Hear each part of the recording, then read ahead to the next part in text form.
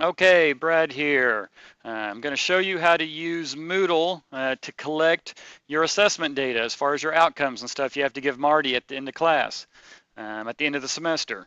So, to show you how to do that, I've loaded us into the faculty video training course. The first thing you need to do inside your course is load the outcomes into your course. To do that, come up to the pinwheel in the top right corner. You will click that. And the first thing we need to do is go to the Edit Settings. First thing on the tree is Edit Settings. We're going to click Edit Settings. It'll bring us to this page. You notice on the right over here, the outcomes. We need to program what outcomes we want inside this class. So click Outcomes, and it's going to have Select Outcome Sets. Click Select Outcome Sets. And then it brings you to this window. It says choose an outcome set. So we're going to click the down, and it's going to list the courses we currently have in Moodle right now. These should be all the July courses. So pick whatever your course is. Say we want to pick, I don't know, let's say general biology. This is a general biology. We're Pam, and this is a general biology class. So I'm going to pick general biology. I then need to come over and click Add. You do need to click Add. Once you click Add, it adds it. And then click OK. You see now it says Selected Outcome Sets, General Biology. We then need to come down and pick Save and Display. So Save and Display, and now the outcomes are loaded into this course. If I did... In all the July classes, a lot of them were still blank. In other words, you guys hadn't worked on them yet. I did load the outcome set. If you go in and copy an old course into it, say Pam copied her spring biology class into this one, you will need to go in and select and make sure the right outcomes are picked in the class. Once you copy a class into it, it may overwrite what I put in the blank class, if that makes sense.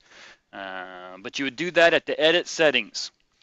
So now we have the outcomes in the class. Now we can assign those outcomes to any assignment, quiz, anything that we want for it to measure that outcome. For instance, we have an assignment right here. I want to tag some outcomes to this assignment. I can click, I created the assignment. I can now click the pencil or the Edit Settings. It'll come up, and you notice there's outcomes right here. I can come down here and click Outcomes, select Outcomes. It's General Biology. Those are the ones I want. Okay.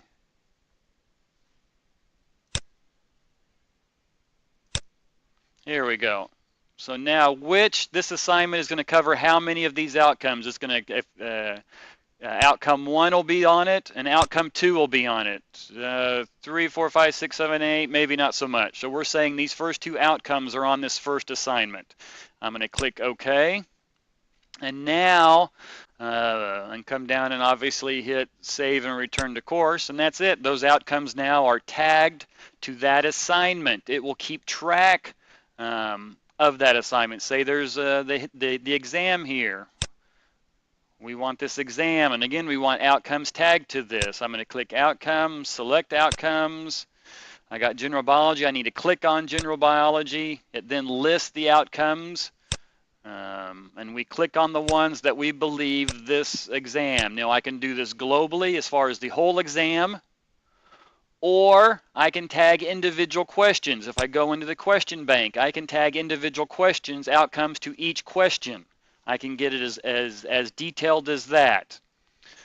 So I can select my outcomes, save and return to course, and that's it. Now once the students once you grade the assignment or the system grades the exam, it'll give you a % on the assignment and or exam for those outcomes. For example, if I go up, David Beck actually previewed this in the spring in his classes to see how it worked for us. So let me take you into one of David's classes here, and I can show you how everything looked. So he went into his class, we tagged the outcomes, and he tagged it to his assignments. and whatever else he used for grading. So if I come up here in his class and I click the pinwheel, and you notice there's outcomes now right under the gradebook setup. If I click outcomes, it gives me this little outcome set. I can click activity and performance in outcomes, and we can see David's class had an average of 78% on the first outcome. Whatever he tagged the first outcome to, and he tagged it to 10 items, it's telling me over here, that was a 78% overall for the class. You can see 79% over 5 items for outcome 2. He had a 79% for 17 items on outcome 3. All these things are clickable.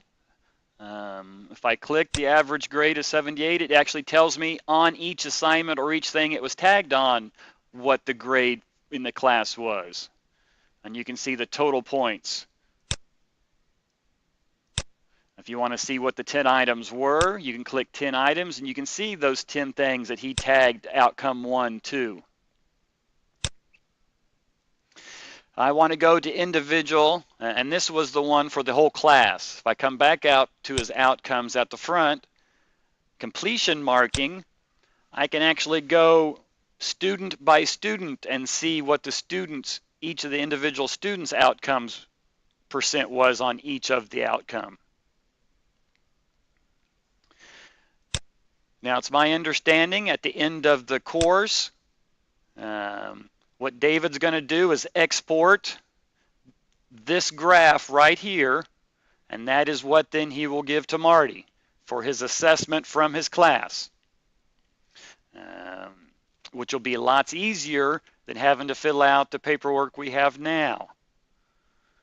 So this, again, we've loaded the outcomes. I showed you how to load the outcomes at the first of the class, tag those to the assignments and exams that you want, and then you can track them throughout the course, and at the end have this nice little graph to export out and give to Marty.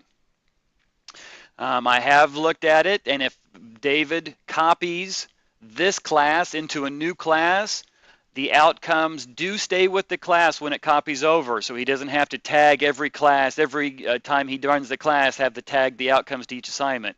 If he copies this class into a new English Comp 1, that English class will then also have all the outcomes automatically tagged for him, so he doesn't have to re-tag stuff. Hopefully this helps. We are moving forward. We'd like for everybody in our July courses to use this, get familiar with it. If you have any questions, make sure you let me know. Thanks.